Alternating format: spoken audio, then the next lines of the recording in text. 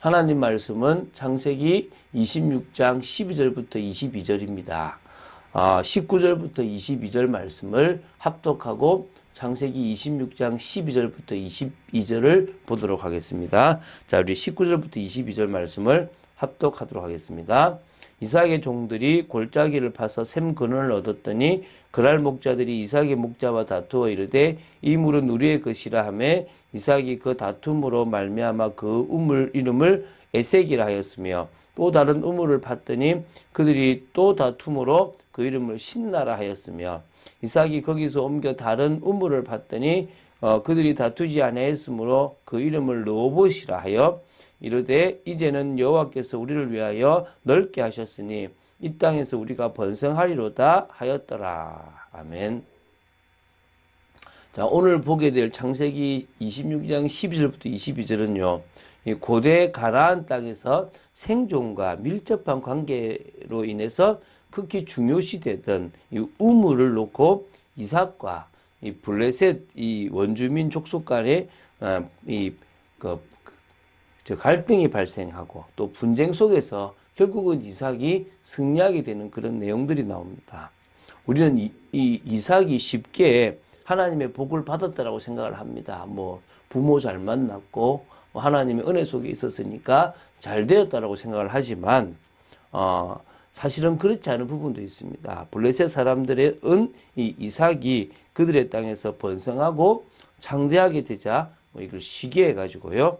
이삭이 그러니까 아브라함이 팠던 우물을 이삭이 다시 파는데 그것을 메우기도 하고 탈취해 가기도 하는 그런 공공연한 핍박을 이 이삭에게 했습니다. 쫓아내기도 하고요. 그죠?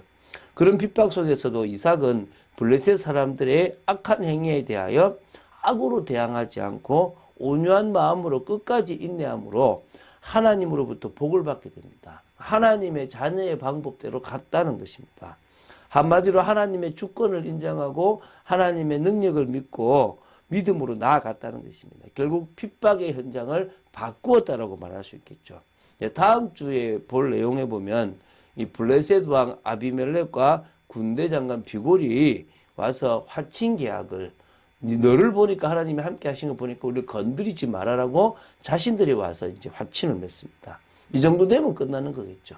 여기까지 가는 크리스찬들이 잘 없습니다. 우리는 세상에서 그들과 다른 방식으로 살아야 됩니다. 그게 믿음의 삶이죠. 하나님의 역사를 보여야 되는데요.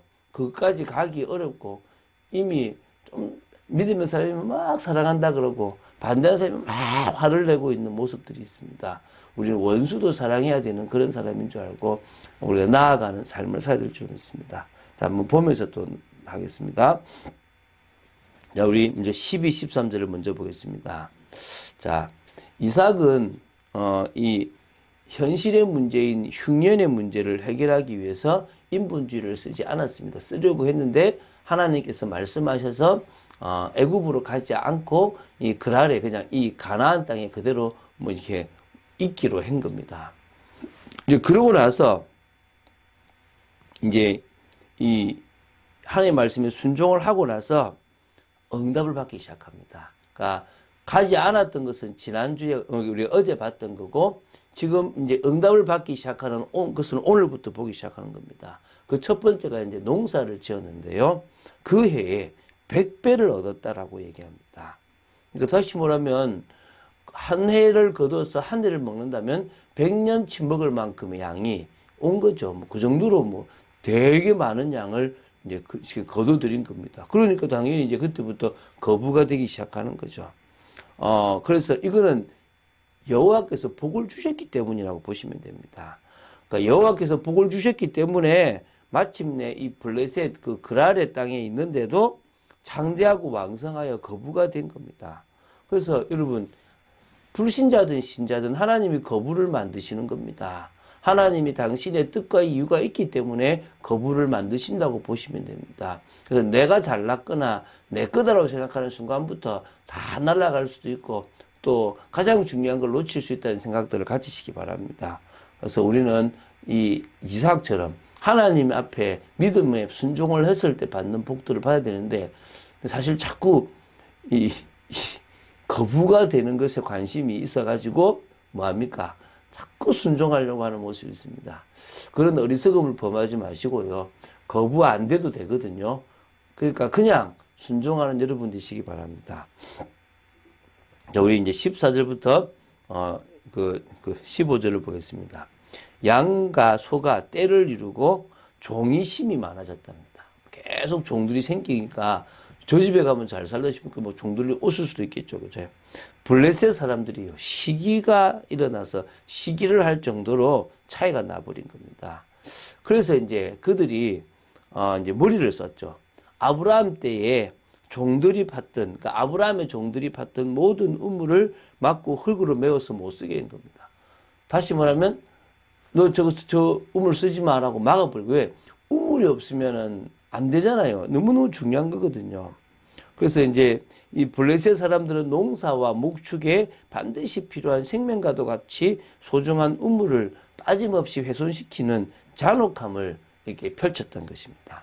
사실 팔레스타인 지방 자체가요, 강수량이 적고 또 큰 강이 없기 때문에 이렇게 파서, 땅을 파서 물을 보관하는 우물이 절대적으로 필요했다고 보시면 됩니다. 그래서 큰 우물을 가졌거나 많은 우물을 가진 자는 세력이 컸다는 사실을 의미하기도 하는 거죠. 과거 이삭의 아버지 아브라함은 그랄에 머무는 동안 자신의 종들을 시켜 우물을 팠고 또 그 우물의 값을 정식적으로 블레셋 사람들에게 지불을 했습니다. 그래서 자신의 소유로 삼았다고 나옵니다. 따라서 그 우물들의 소유권은 당연히 아브라함의 상속자 이삭에게 있는데도 자신들 멋대로 그것을 막아버렸단 말입니다. 잘못된 거죠. 그런데 이걸 악으로 대하지 않습니다. 우리 16절부터 19절 보겠습니다. 이 정도가 이게 아니고요. 또 이제 뭘 하냐 그러면 보십시오. 자, 잘 보십시오. 이 더 강한 조치를 이 지금 블레셋 왕 아비멜렉이 취하는 겁니다. 우물들만 막은 게 아니고요. 뭘 했냐 그러면 내가 우리보다 크게 강성한즉 우리를 떠나라 가라고 한 겁니다. 그러니까 자신들이 살고 있는 그 어떤 무리의 그런 어떤 이제 그런 그러니까 다시 말하면 그런 성 같은 그런 공간이 있을 거 아닙니까? 거주 공간. 거기서 나가도록 해버린 겁니다. 그러니까 대항도 하지 못하고 어쩔 수 없이 이 거주하던 곳을 에서 쫓겨나 버린 신세가 된 겁니다. 그러니까 아비멜렉의 영향력이 없었던 저 그랄의 어떤 한 골짜기로 가서 장막을 치고 거류한 겁니다. 그러니까 아무 기반이 없어요.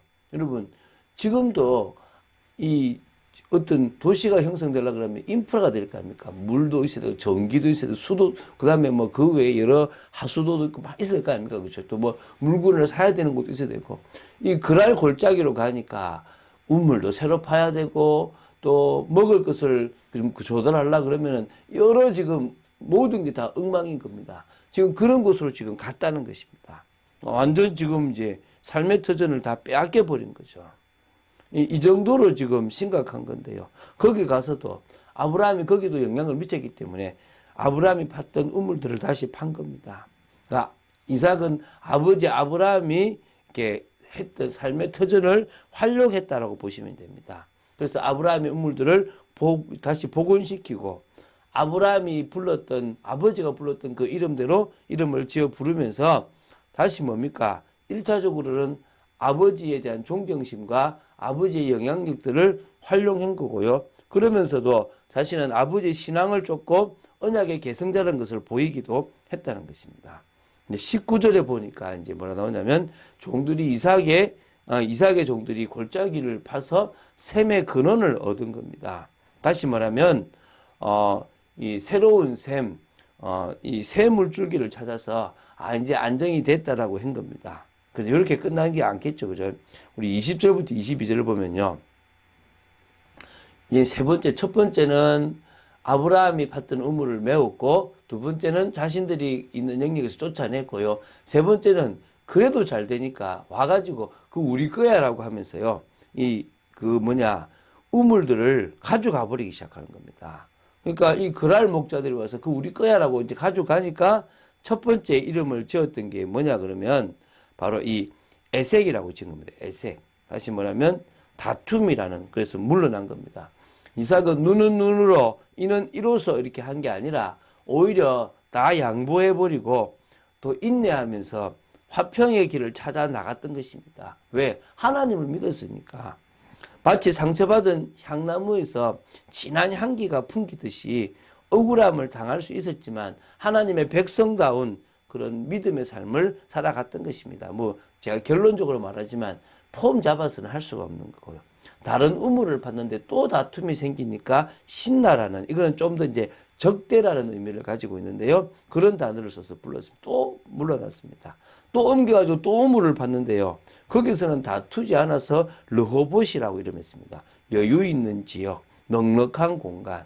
지금 산업을 하는 분들이 이 르호봇이라는 이름을 많이 씁니다. 그래서 사실은 좀 좋은 단어이기도 한데요.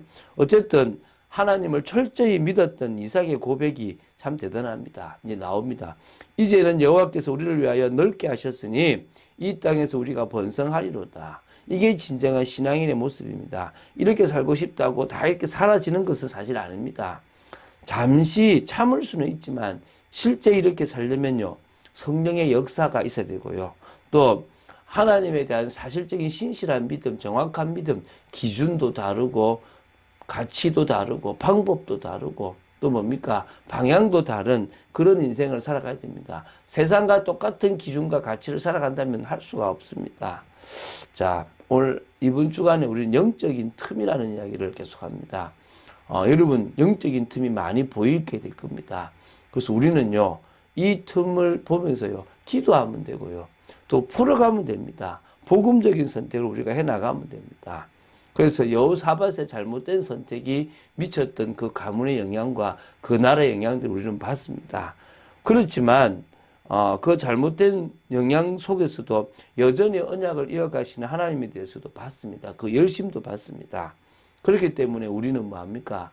씨를 뿌리고 당신의 그 구속사는 절대 변하지 않기 때문에 지금도 그 구속사를 진행해 나가시는 하나님의 역사를 따라서 인도받으면 되는 것입니다. 오늘 성탄의 기쁨을 나누고 가족들과 같이 쉼을 가지시고 또 하나님의 은혜가 정말 누려지는 여러분 되시기를 주 예수 그리스도 이름으로 축원드립니다. 주는 그리스도시요 살아계신 하나님의 아들심을 고백합니다. 말씀 따라가는 축복 속에 저희들이 있기를 간절히 소원하고 믿음으로 서있기 원합니다. 오늘도 하나님의 뜻과 통하는 복된 저희들 되도록 지켜 주시옵소서. 정말 성탄의 기쁨이 나눠질 뿐만 아니라 저희들이 이삭과 같은 믿음의 삶을 살아가기를 간절히 소원합니다. 주 예수 그리스도 이름으로 기도드립니다. 아멘.